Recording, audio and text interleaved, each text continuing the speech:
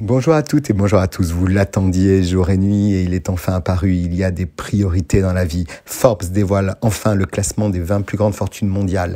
On commence par une bien triste nouvelle. La planète des milliardaires représente seulement une valorisation de 12,2 trillions de dollars, une chute de 500 milliards, trustée par les Américains, même si la Chine arrive belle seconde.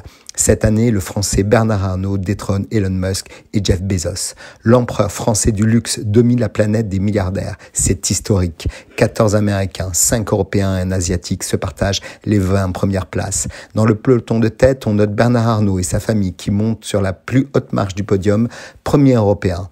Le Français, président directeur général du groupe de luxe LVMH, détient une fortune estimée à 211 milliards de dollars, contre seulement, aurais-je envie de dire, 158 en 2022.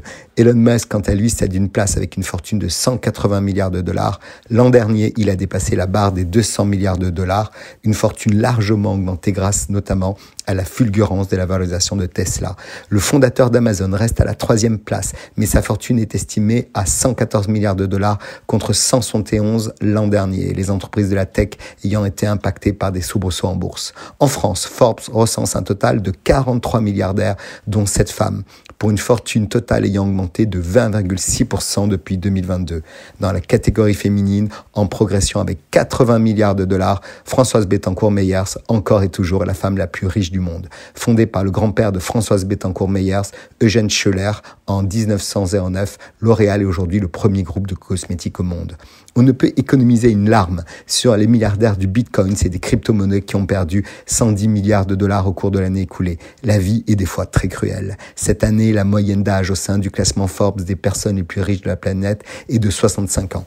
Le milliardaire le plus âgé est le magnat de l'assurance Georges Joseph qui a 101 ans. Cependant, la valeur n'attend point le nombre des années, comme le disait Corneille. Cette année, 15 personnes âgées de 30 ans ou moins peuvent se targuer de faire partie du club des milliardaires.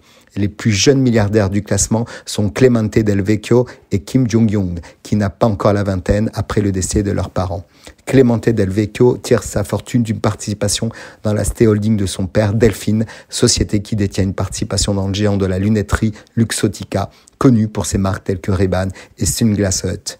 Au total, 11 de ces 15 jeunes milliardaires ont hérité de leur fortune. 4 seulement sont des entrepreneurs autodidactes. On notera avec un montant cumulé qui dépasse les 80 milliards de dollars l'étonnante résilience de l'économie continentale, même si l'année dernière avait déjà été exceptionnelle en Afrique.